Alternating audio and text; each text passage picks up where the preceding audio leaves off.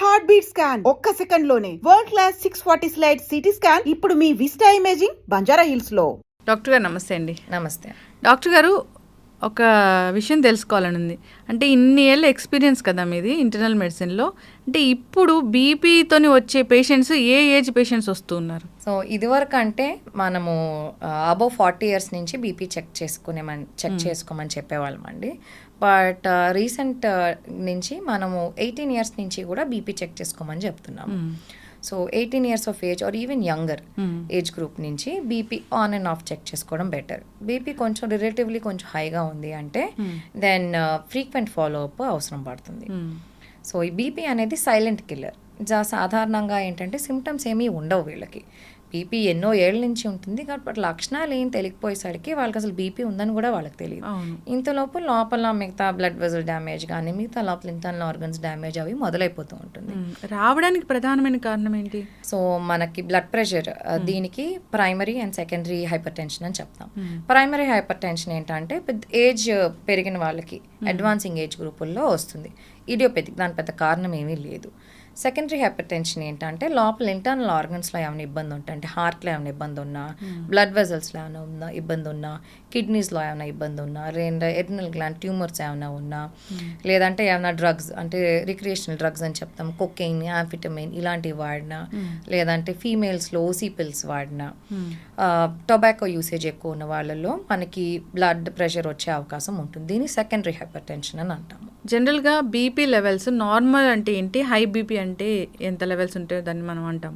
Normal blood pressure 120 పైదేమో systolic 120, కిందది 80 mmHg ఉంటుందండి. నార్మల్ హై లిటిల్ ఎక్కువ ఉన్నట్టు, కానీ బీపీ లేనట్టు 120 to 129. కిందది డయాస్టాలిక్ బ్లడ్ ప్రెషర్ పెద్ద, we are not worried about it. Stage 1 hypertension 130 నుంచి 139 వరకు systolic blood pressure. Stage 2 hypertension more than 140/90. So ఈ స్టేజ్ 2 హైపర్ టెన్షన్ నుంచి ఇంకా మనం బీపీ ఉన్నట్టు కన్సిడర్ చేసేస్తాం. ఈ 140 ఓకే, 90 ఎప్పుడైనా 100 దాటితే డయాస్టాలిక్ బ్లడ్ ప్రెషర్ పెద్ద మేజర్ డ్యామేజ్ ఏం కాస్ట్ చేయదండి. సో మనకి సిస్టాలిక్ బ్లడ్ ప్రెషర్, పై బ్లడ్ ప్రెషర్ ఏంటంటే బ్లడ్ వెజల్స్లో అంటే మనకి రక్త కణాల్లో బ్లడ్ పాసేజ్ కోసం మనకి ఒక రకమైన ప్రెషర్ మెయింటైన్ చేయాలి, అది బ్లడ్ ఫ్లో ఉండడానికి. సో దీన్ని మనం సిస్టాలిక్ బ్లడ్ ప్రెషర్ అని అంటాము. సో మన ఎవ్రీ హార్ట్ బీట్కి హార్ట్ బ్లడ్ని పుష్ చేస్తుంది బ్లడ్ వెజల్స్లోకి, ఆర్టరీలోకి. ఈ ప్రెషర్ని మనం సిస్టాలిక్ బ్లడ్ ప్రెషర్ అని అంటాం. ఎందుకంటే ఆ ప్రెషర్తో మిగతా అన్ని ఆర్గన్స్కి బ్లడ్ డిస్ట్రిబ్యూట్ అవ్వాలి. బ్రెయిన్లోకి కానీ మిగతా ఆర్గన్స్కి అంతా వెళ్ళాలి అంటే ఒక certain amount of pressure is required. దీన్ని సిస్టాలిక్ బ్లడ్ ప్రెషర్ అని అంటాం. డయాస్టాలిక్ బ్లడ్ ప్రెషర్ ఏంటంటే రెస్టింగ్ స్టేజ్, అంటే హార్ట్ ఫిల్ అవుతున్నప్పుడు మిగతా బ్లడ్ వెజల్స్లో ఉండే ప్రెషర్ని డయాస్టాలిక్ బ్లడ్ ప్రెషర్ అని అంటాం. So body is anyway use to it. అది ఎక్కువ ఉన్నా కూడా అంత పెద్ద మేజర్ డ్యామేజ్ ఏమీ జరగదు. బట్ సిస్టాలిక్ బ్లడ్ ప్రెషర్ ఎక్కువ ఉంది అంటే దెన్ హార్ట్ ఎక్కువ పంప్ చేయాలి, ఎక్కువ ఫోర్స్తో పుష్ చేయాలి బ్లడ్ని. దెన్ హార్ట్కి స్ట్రెయిన్ అవుతుంది. సో హార్ట్ ఫెయిలియర్ వచ్చే అవకాశం ఉంటుంది, హార్ట్ ఎన్లార్జ్ అయ్యే అవకాశం ఉంటుంది. అలాగే మిగతా ఆర్గన్ ప్రెషర్ ఎక్కువ అయిందంటే మనకి బ్రెయిన్లో బ్లీడ్ అయ్యే అవకాశం, aneurysm, blood vessel dilatation, kidneys damage ఇలాంటివి జరిగే అవకాశం ఉంటుంది. సో వన్స్ బీపీ వచ్చింది, సో 140/90 లేదా 160/100 అలా వస్తూ ఉంది అన్నప్పుడు సో మందులు ప్రిస్క్రైబ్ చేస్తే జీవితాంతం మందులు వాడాల్సిందేనా? లేదమ్మా. సో ఇనీషియలీ మనకి డాక్టర్ దగ్గరికి వచ్చినప్పుడు, ఇలా హాస్పిటల్లోకి వచ్చినప్పుడు బీపీ సాధారణంగా ఒక 10 to 20 సిస్టాలిక్ బ్లడ్ ప్రెషర్ ఎక్కువగానే ఉంటుంది. వైట్ కోట్ హైపర్ టెన్షన్ అని అంటాం. సో ఒక రీడింగ్ ఎక్కువ వచ్చిందంటే వెంటనే మందులు రాయము. సపోజ్ 140 ఉంది, వెంటనే మందులు రాయము. కొంచెం ఉప్పు తగ్గించి ఎక్సర్సైజ్ మొదలు పెట్టండి, మళ్ళీ ఒక 2 వారాలకి రండి అని చెప్తాము. సో సాల్ట్ తగ్గించి ఎక్సర్సైజ్ చేసిన తర్వాత మళ్ళీ ఒకసారి చెక్ చేస్తాము. So more than 2 consecutive readings BP ఎక్కువ ఉంది అంటే then we will consider diet, lifestyle change. దానికి కూడా తగ్గకపోతే then we will give medication. అంటే బీపీని పెంచే ఆహారాలు కూడా ఉంటాయా? సాల్ట్ ఎక్కువ తీసుకుంటే దెన్ బీపీ పెరిగే టెండెన్సీ ఉంటుంది. బయట ఫుడ్, జంక్ ఫుడ్ ఎక్కువ తీసుకుంటే వాటిలో కూడా ఎక్కువసేపు ఉండాలి కాబట్టి బయట ప్రిపేర్ చేసిన ఫుడ్ సాల్ట్స్ ఎక్కువ ఉంటాయి, దానిలో సాల్ట్ యాడ్ చేస్తారు. Because it acts yes a preservative. So salt ఎక్కువ ఉన్న ఫుడ్ కన్జ్యూమ్ చేస్తే దెన్ ఎస్ బీపీ పెరిగే టెండెన్సీ ఉంటుంది. సో చాలా మందిలో ఉప్పు ఎక్కువ తింటూ ఉంటారు, అంటే పచ్చళ్ళు తింటారు, పెరుగన్నంలో మజ్జిగలో కూడా ఎక్స్ట్రా సాల్ట్ వేసుకుంటూ ఉంటారు. అండ్ ఫుడ్ టేస్ట్ ఎక్కువ ఉంది, చాలా బాగుంది, టేస్టీగా ఉందంటే దానిలో సాల్ట్ ఎక్కువ ఉన్నట్టు. సో ఈ సాల్ట్ కన్సంప్షన్ తగ్గిస్తే ఆల్మోస్ట్ 50% మందికి బీపీ నార్మల్లోకి వచ్చేస్తుంది. బియాండ్ దాట్ ఎక్సర్సైజ్ చేయాలి, వాకింగ్, అగైన్ రెసిస్టెన్స్ ట్రైనింగ్, ఇలాంటివి చేస్తే దెన్ నార్మల్ బ్లడ్ ప్రెషర్ కి వచ్చే టెండెన్సీ బాగానే ఉంటుంది. డాక్టర్ గారు, బీపీ మందులు కూడా చాలా మందిలో చూస్తూ ఉంటాము, ఒక 3-4 ఇయర్స్ కూడా అవే మందులు వాడుతూ ఉంటారు. ఇప్పుడు ఏం జరుగుతుందండి? సో మనకి బీపీకి కూడా ఫాలో అప్ ఇంపార్టెంట్ అండి. కంటిన్యూస్గా ప్రెషర్ హై ఉంది అంటే మనకు తెలియకుండానే కిడ్నీస్ డ్యామేజ్ అది జరుగుతూ ఉంటాయి. సో హైపర్టెన్సివ్ నెఫ్రోపతి అని అంటాము. మీరు ఫాలో అప్ రాలేదంటే, పేషెంట్ రాలేదంటే మనకి కళ్ళలో డ్యామేజ్ అవ్వచ్చు, కిడ్నీ డ్యామేజ్ అవ్వచ్చు, ఏం జరుగుతుందో ఎలా తెలుస్తుంది? So frequent follow up is important. కొన్నిసార్లు కొన్ని బీపీ మెడిసిన్స్కి సైడ్ ఎఫెక్ట్స్ కూడా ఉంటాయి, లేకపోతే కొన్ని డ్రగ్స్కి కొంచెం కాలవాపులు అవి వస్తూ ఉంటాయి. వాళ్ళకి అర్థం కాదు ఎందుకు వస్తుందో, అందుకని రకరకాల మెథడ్స్ అన్ని ట్రై చేస్తూ ఉంటారు. వేరే ఆయుర్వేదిక్ మందులు అంటారు, హోమియో అని అంటారు. తీరా చూస్తే నువ్వు వెళ్ళిన ఫిజిషియన్ దగ్గరికి మళ్ళీ వెళ్తే వాళ్ళు ఐడెంటిఫై చేస్తారు ఇది డ్రగ్ సైడ్ ఎఫెక్ట్, డ్రగ్ మార్చి చూద్దాము అని. నువ్వు వెనక్కి రివ్యూకే రాకపోతే మందు సైడ్ ఎఫెక్ట్ ఉన్న వాళ్ళకి తెలీదు, సరిగ్గా పనిచేస్తుందో లేదో కూడా వాళ్ళకి తెలియదు. బీపీ మందులు సరిగా వేసుకోకపోతే, బీపీ కంట్రోల్లో లేకపోతే మీరు అన్నట్లు చాలా డ్యామేజ్లు జరిగే అవకాశమే ఉంటుంది. హార్ట్ కానీ, లేదంటే బ్రెయిన్లో రక్తం హెమరేజ్ కానీ, ఇలాంటి ఛాన్సెస్ అనేవి ఉంటాయి. సో కాబట్టి ఖచ్చితంగా మందులు వాడాల్సిందే, ఫాలోఅప్లో ఉండాల్సిందే. అయితే ఒక్కొక్కసారి మందులు వాడుతున్నప్పుడు బీపీ లో అయిపోయింది, కళ్ళు తిరిగిపోతున్నాయని చాలామంది చెప్తూ ఉంటారు. అదేంటి డాక్టర్ గారు? సో దీన్ని కొంచెం రిక్వైర్డ్ కన్నా తగ్గుతోందండి బీపీ. సో లో బీపీ అని అంటాము. ఇది జనరలీ మోస్ట్ కామన్ ఏంటంటే మందుల సైడ్ ఎఫెక్ట్స్. సో మీరు వేసుకునే బీపీ మందులు డోస్ ఎక్కువ అయిపోయినా బీపీ ఫాల్ అయ్యే టెండెన్సీ ఉంటుంది. సో లో బీపీ యొక్క లక్షణాలు ఏంటంటే లైట్ హెడెడ్నెస్, కూర్చున్న పొజిషన్ నుంచి వెంటనే నుంచుంటే కళ్ళు తిరగడము, ఎక్కువసేపు ప్రొలాంగ్ నుంచుంటే కళ్ళు తిరగడం, కింద పడిపోవడము, ఇలాంటివి లో బీపీ యొక్క సిమ్టమ్స్. సో లో బీపీ ఉంది, కళ్ళు తిరుగుతున్నాయి అంటే ఫస్ట్ మనం చూసేది డ్రగ్స్ ఏమైనా మందులు ఏమైనా వేసుకుంటున్నారని. ఆల్రెడీ బీపీ మందులు వేసుకుంటున్నారంటే దెన్ అవి డోస్ తగ్గించాల్సి ఉంటుంది. Other causes of low BP ఏంటంటే మన రక్తం బ్లడ్లో వాటర్ కంటెంట్ ఎక్కువ ఉంటుంది. సో ఆ వాటర్ కంటెంట్ తగ్గిన డిహైడ్రేషన్లో కూడా బీపీ తగ్గే అవకాశం ఉంటుంది. సో మనం ఎండలో ఎక్కువసేపు ఉన్నామంటే దెన్ బ్లడ్లో ఉన్న వాటర్ కంటెంట్ తగ్గుతుంది. సో అప్పుడు కళ్ళు తిరిగే అవకాశం ఉంటుంది, బీపీ కొంచెం ఫాల్ అయ్యే అవకాశం ఉంటుంది.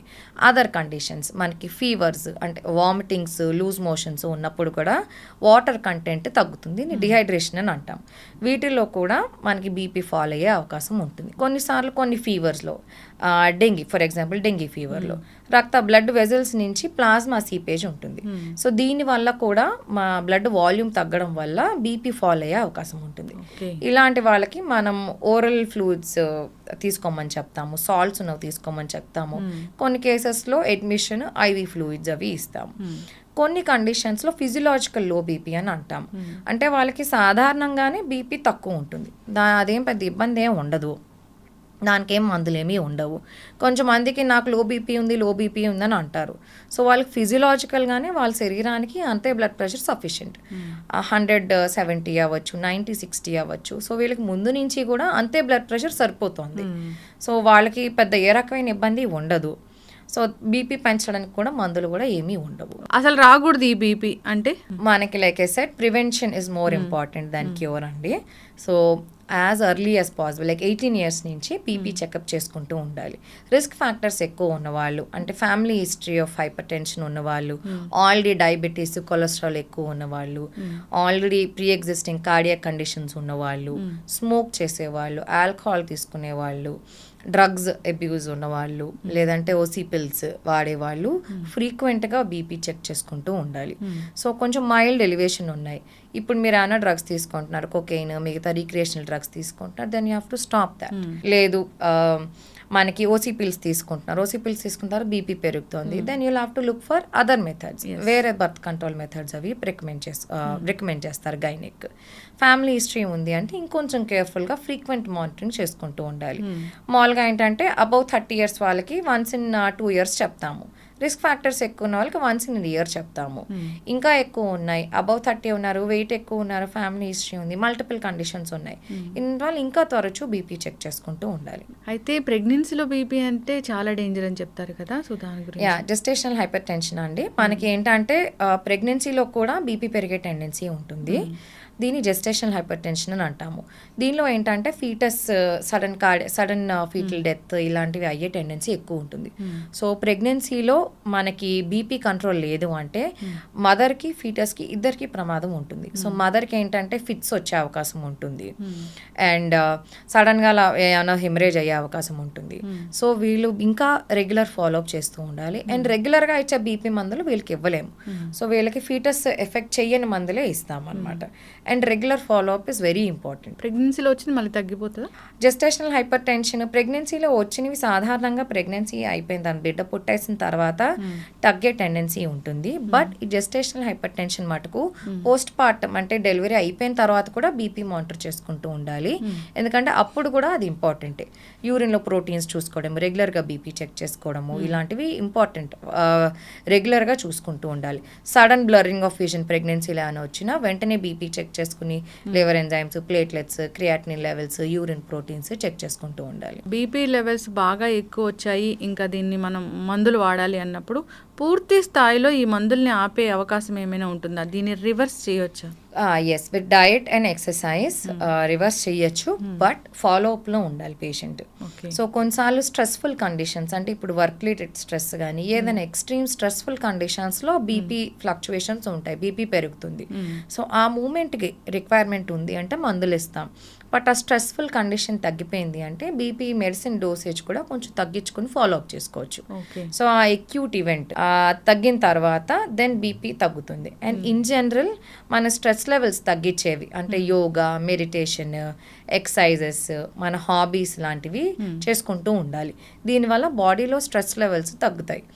దీనివల్ల కూడా బీపీ తగ్గే అవకాశం ఉంటుంది. అంటే పూర్తి స్థాయిలో మందులు ఆపేసే ఛాన్స్ కూడా ఉంటుంది. But they have to come for a regular follow up. లేదంటే రెగ్యులర్గా ఇంటి దగ్గర హోమ్ బీపీ మానిటరింగ్ అయినా చేసుకోవచ్చు. రాకూడదంటే జాగ్రత్తలు చాలా చక్కగా చెప్పారు, అందరూ కూడా ఫాలో అవ్వాలని కోరుకుందాం. వన్స్ బీపీ వచ్చిందంటే మీరు చెప్పిన ఈ జాగ్రత్తలు పాటిస్తూ సో మందులు కరెక్ట్ టైంగా వేసుకున్నట్టయితే ఒక్కొక్కసారి రివర్స్ అయ్యే ఛాన్స్ కూడా ఉంటుంది. కానీ ఎప్పుడు మనం డాక్టర్ని కలుస్తూనే ఉండాలి, ఫుల్ మానిటరింగ్లో అయితే ఉండాలి.